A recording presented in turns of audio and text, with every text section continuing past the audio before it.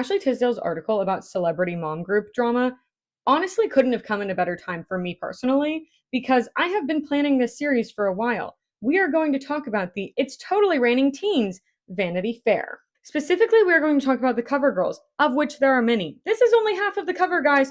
It was a fold-out. Now, I have covered some of these women before, so there may be some recaps that you've already heard, but fun nevertheless. And I honestly just got so many comments requesting it that I thought, yes, let's give them what they want.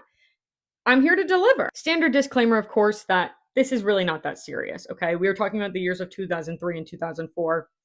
This is practically history class, but I am not here as a professor. I am just here to have fun. I'm also not here as a salaried journalist. We are just having a giggle. We are just having a little trip down memory lane. This magazine was released in July of 2003, and it actually featured tons of teen celebrities, both male and female. But the cover girls was a special cast of characters. And the photo shoot for the cover has been alluded to, mentioned, gossiped about for a long time. Obviously, I wasn't there, so the best that I can do is try to piece together what was happening in these women's lives at the time that may have created an environment where people felt weird, other than the fact that they were all teenagers, which already makes you feel weird all the time. So, our cast of characters. We have Amanda Bynes and the Olsen twins, Mary-Kate and Ashley, as we know them. They were all 17 at the time. Mandy Moore was 19. Hilary Duff and Evan Rachel Wood were both 15, turning 16 soon. Lindsay Lohan turned 17 the month that this magazine came out. Raven was 17 but turning 18 pretty soon. As I mentioned, Evan Rachel Wood, 15, turning 16. And Alexis Bledel, 21. Probably just wondering why the hell she's even there. But I think we'll start with Amanda, because Amanda was my favorite name around this time. I was 3 years old. And I had my entire ballet class, including the teacher, calling me Amanda. Fully not my name. Not my name at all. If you want to learn more about Amanda after this series, I did do an entire video on her. Anyways, at the time, she had already broken up with Taran Killam, who she started dating in her Amanda show days. And she had multiple awards under her belt already, including 2 Kids' Choice Awards that she won that year. One was Favorite Movie Actress for Big Fat Liar, and the other was Favorite Female TV Star for The Amanda Show. But now she was on What I Like About You, which was a sitcom, a slightly more mature role, and she was dating her co-star, Nick Zano. She had also recently released What a Girl Wants, an iconic movie, but playing still the same sort of adorable, quirky girl character that she did grow to resent. As I mentioned in my series, she was kind of jealous of Lindsay Lohan because Lindsay was getting these parts that were more mature roles that Amanda really wanted, but for some reason she couldn't get out of that girl next door funny girl box. So she was envious of some of the roles that Lindsay was getting, but she just didn't have that same controversial air about her that Lindsay Lohan does. Like, for example, in the interview, they were asked Britney versus Christina, and Amanda said, both. She's diplomatic, she's fun, and she's friendly, and she's warm. But that's not the vibe that gets you a role in Mean Girls.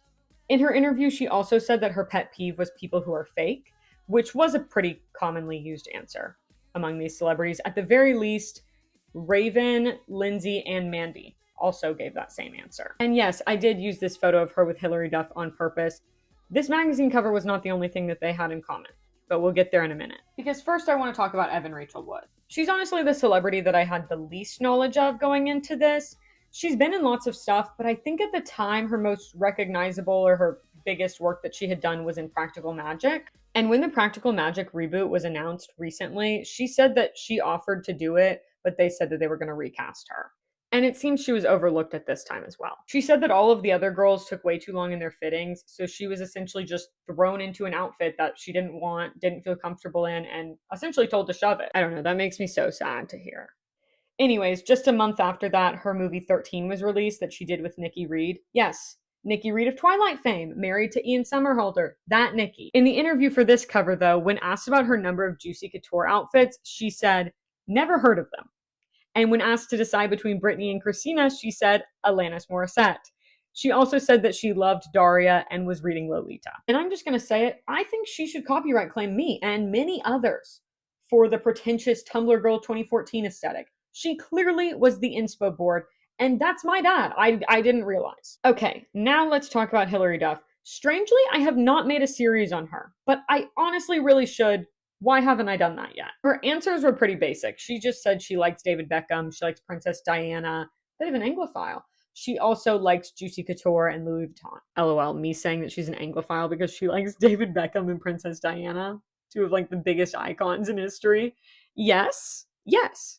But she has since described this photo shoot as high stress and anxiety inducing. At this point in her career, she was a Disney cash cow and an icon to little girls everywhere, including me. She was doing Cadet Kelly, Cheaper by the Dozen, Lizzie McGuire, and the Lizzie McGuire movie had come out just a few months earlier.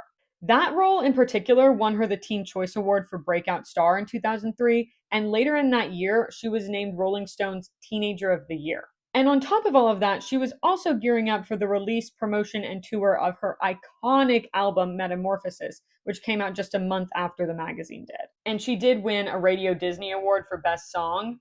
So Yesterday, oh god, yeah. The next movie that she would release a year later was A Cinderella Story, which I have also talked about. So I guess I kind of have talked about Hilary Duff, whatever. This movie also stars this messy man, Chad Michael Murray.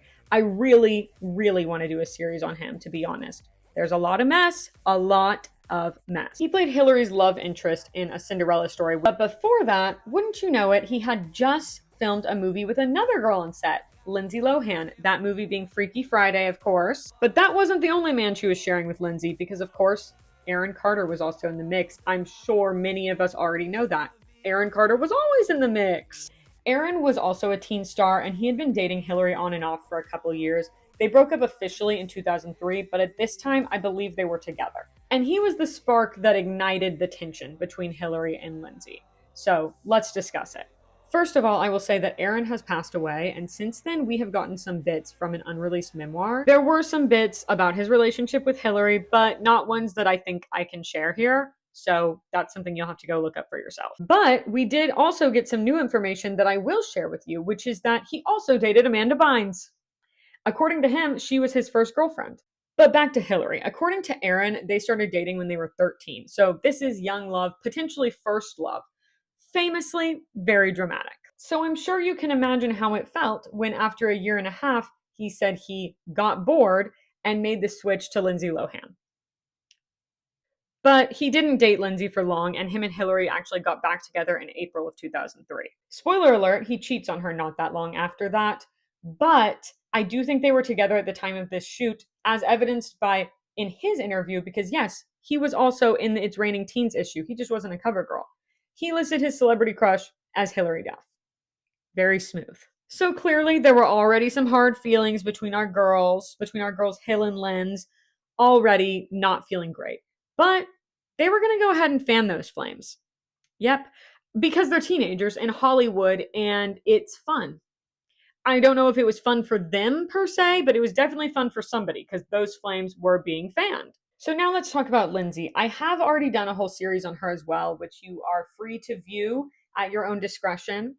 I encourage you to view it, please, because I worked very hard on it. Thank you. We know her hits up to this point. The Parent Trap, Life Size, Get a Clue, works of art, true classics. So really, it's no wonder that Hilary felt a little rivalry with her. I'm sure that all of the teen queens were feeling competition with each other from time to time, just because they were all putting out impeccable product constantly, consistently. And I hope to view all of those products until the day that I perish. I just love them. I eat them right up. Eat it up. Eat it up. And I do. But while there may have been some hard feelings between her and Hilary, Lindsay has said more recently in a Vogue interview that none of the girls on set really knew each other at the time, except her and Raven, kind of. So Lindsay and Raven showed up first to set, and Lindsay said that she was super nervous. Now, Lindsay said in an interview more recently that she and Raven were the only ones on set who knew each other, but in an interview done farther back with Raven, she said that they met for the first time at this set. And shout out to Pop Culture 2004, who had a clip of this interview with Raven.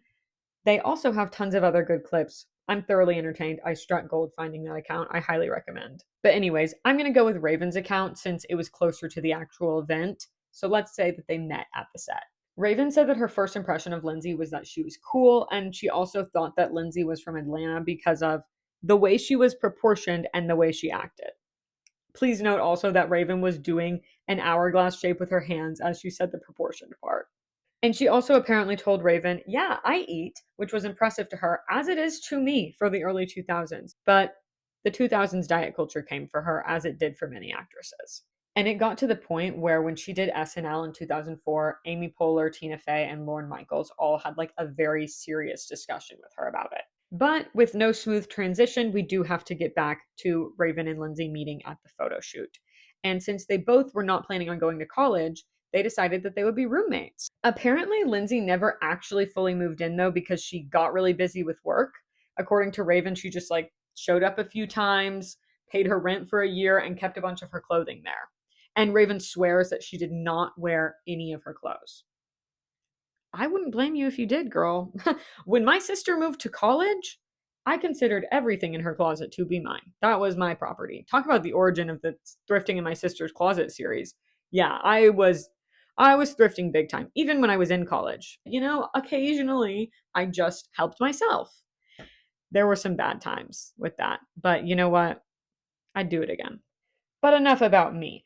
About a month later, Lindsay Lohan's new movie at the time, I know it's not, well, actually, the sequel is new, but whatever, Freaky Friday premiered, and Hilary Duff showed up. Lindsay was not pleased, and she didn't intend to let it slide either. So not long after, Hilary had the premiere for Cheaper by the Dozen 2, I believe. Lindsay was going to be there, of course. Let's be real, though. I think probably both of them were invited to each other's premieres because that's just what you do. You invite the other actors in your circles to the premiere.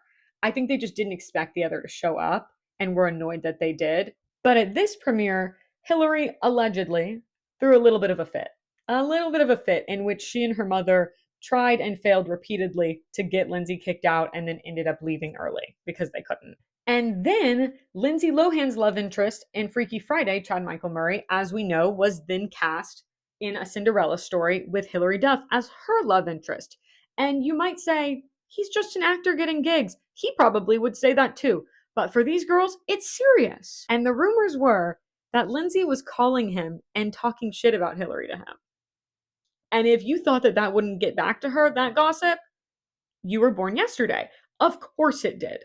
There was also an interview in 2004 where Lindsay was asked to tell them something that nobody else knew about her. And she said, I love you, Hilary Duff. And she said it like that.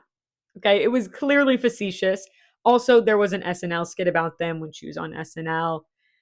Hilary was not having a good time. She was not amused at all. And with that in mind, Hilary supposedly decided to ban Lindsay from the premiere of A Cinderella Story. She said, it's over. We're done. You are banished from the land. No more of this. I don't know that that fully ended the feud. I think really the feud with Paris Hilton is more what ended it with Hilary Duff. But ultimately, two gorgeous girls fought and had media attention all over them. And for what? A blonde man? Come on. We know my thoughts on blonde men. It's tough to see.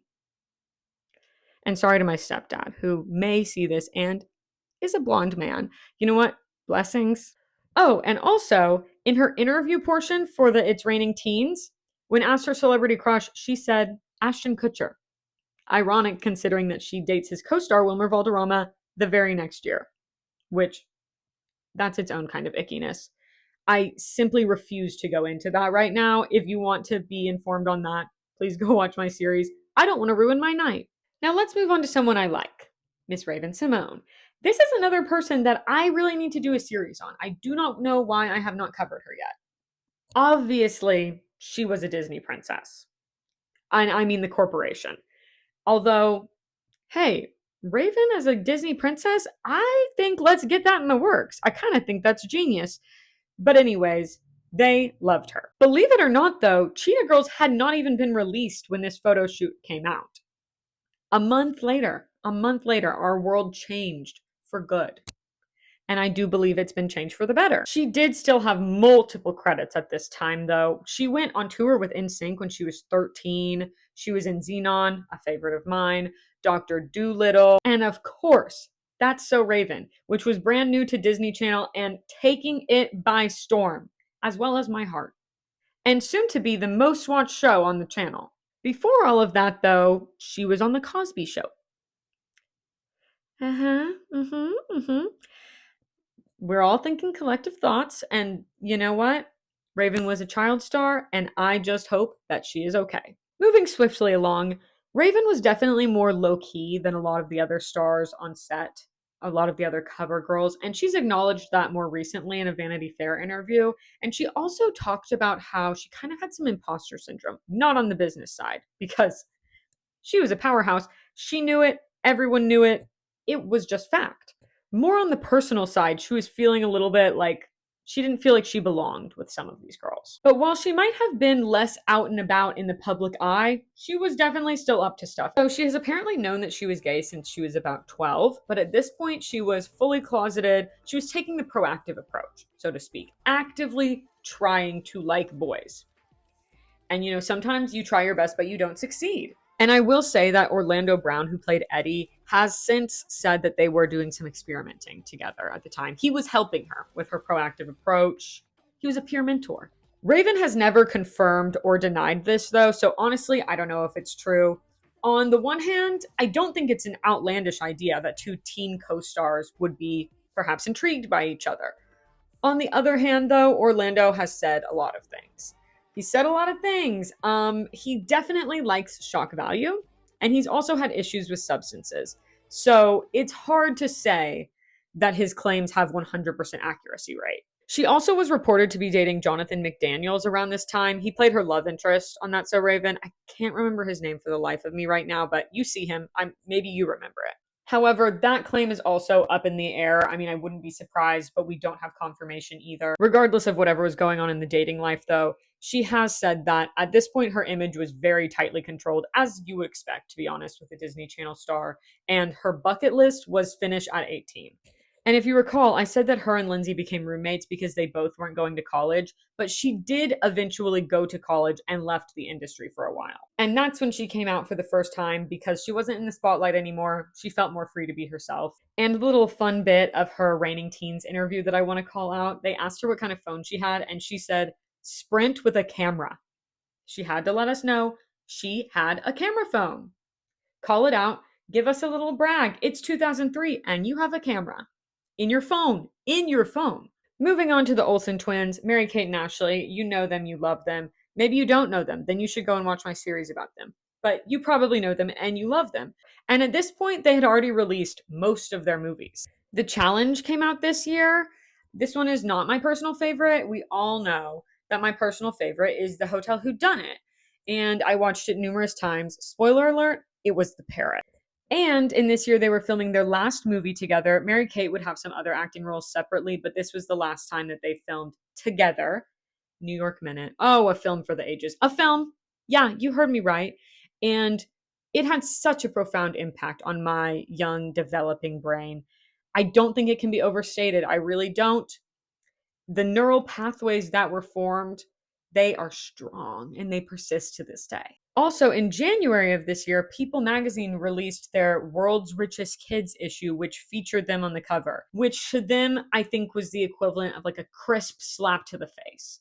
It stings, it burns, because they were featured alongside heiresses, nepo babies, people who had not worked for their wealth. And meanwhile, these girls were building an empire since the age of like 3. Like, take a look at this body of work, and this isn't even all of it. No, they were super rich for sure, but they were also businesswomen, okay? And they did not appreciate the comparison with nepo babies. They are not the same at all. The previous year, Mary-Kate had started her brunette arc.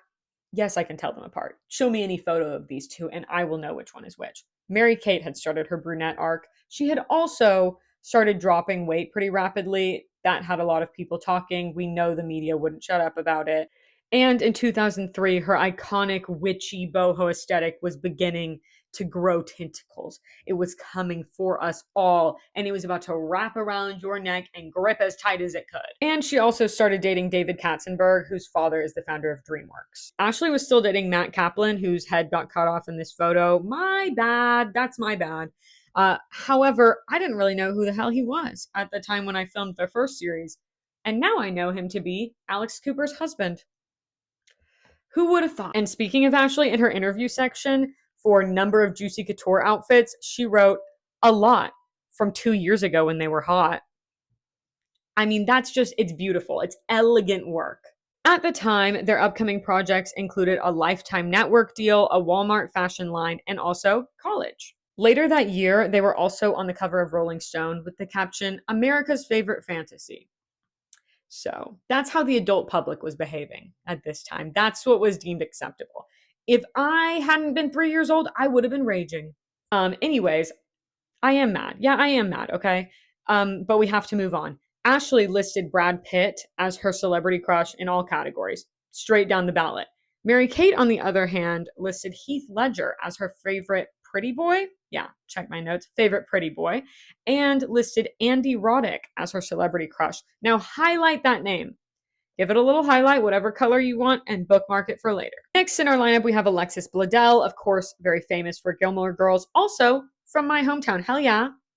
Hell yeah. Sometimes I just have to make fun of myself. Anyways, as I said, she was 21. 21 is not a teenager. And also, as I said, I'm sure she was thinking, why the hell am I here? Because I would be thinking that. At the time, she was about to go to NYU, so maybe they were thinking like college freshmen are usually around 18, and that's a teenager. But was she 18? No, she wasn't. Whatever. In her love life, she was dating Milo Ventimiglia.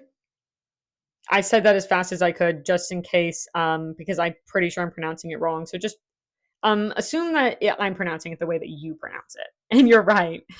Anyways, he was playing Jesse on the show. However, he was not the only co-star that she dated. She also dated the actor who played Dean, Jared Padalecki. And I am pretty sure I'm pronouncing that one right because my sister loves him.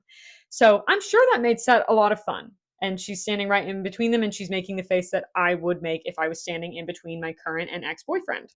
Honestly, I know that sounds like drama, but like, is it really that different from being in high school or college and like your current boyfriend and your ex-boyfriend also go to the same school as you? I don't know that it is. And her answers to the interview questions were very much, she's not like the other girls. And she wasn't, because she was fully an adult. So that might be why. But for example, she doesn't own any juicy tracksuits like the other girls. When they ask her Britney versus Christina, she says Alicia Keys. And her favorite author is Kurt Vonnegut. Another name that I don't know if I'm pronouncing correctly. I could look up the YouTube guy who I want to say is like French, the black screen, and he tells you how to pronounce everything. You know, that's just not something I'm doing at the moment. But from what I've seen, this was pretty genuinely who she was. I think she was being authentic in her answers. Some people are just not like the other girls. Some girls are actually not like the other girls. It does exist, you know. I think that's important to remember. As I look at myself and it looks like I have a pixie cut, I want to remind everyone that I have hair. I do. I wouldn't give myself a pixie cut. I do have I have my hair clipped up in the back. Okay, I won't make this mistake again. My bad. Absolutely no malice intended towards the pixie cut girl community. I know you look gorgeous with your pixie cut. It's not the look for me. And we all can see that because we have eyes. Oh, and also one last note on Alexis Bledel. Sorry, I was being vain. Is it vain if you're hating yourself? Oh well, whatever. When she was asked about her celebrity crush, she said, the whole illusion for me is completely gone. And that's so real. And finally, we need to talk about Mandy Moore. She was a big all-around teen star at the time. She already had 2 big hits under her belt as the lead in A Walk to Remember and as the fantastic mean girl in The Princess Diaries. Stupid Cupid, I need more of that immediately. And where is that? Where is it in the movies of today? I need something more like Stupid Cupid. Whatever direction they're going in right now, I want them to stop and I want them to do a rewrite. Let's storyboard this again. Let's add something like Stupid Cupid. But despite that awe-inspiring performance, which it was, undeniably, she did say that she kind of felt like an outsider at this photo shoot. She also mentioned that 2 girls were fighting over a boy.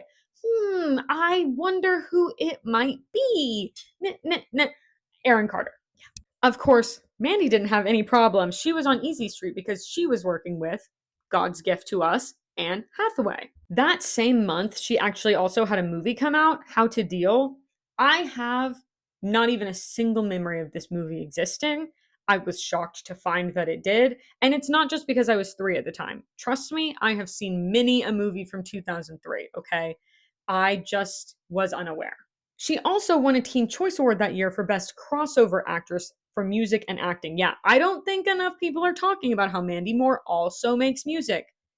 Do I have to say it again? How many times till it gets through your heads? Stupid Cupid. Anyways, she does indeed make music. I'm not hearing any noise on that front, but she did release an album that year. Here's the proof. It was called Coverage, and it was actually just covers of songs, but she also has original stuff. She's still releasing stuff. I think most of what you would know is from A Walk to Remember, but like in the 2020s, she has put out music. So give her a listen, I'd say. I didn't, but like, let me know what you think. Anyways, in her interview, when she was asked who her celebrity crush is, she said, I have a boyfriend. I think that's so funny, especially because she could have just said her boyfriend's name. He was also a celebrity. Tennis star, Andy Roddick. I told you to bookmark it for later. Did you? Because yes, this is Mary-Kate's celebrity crush, Andy Roddick. Further proof that she could have just put his name. Mary-Kate did it. And Mandy did know that Mary-Kate had the hots for him. But she did not care. She was very flattered by it. And on that light and funny note, we are done. We are finished. Comment and tell me what you would like to see next. Go and visit my channel and have a great day. Here's the sources if you care.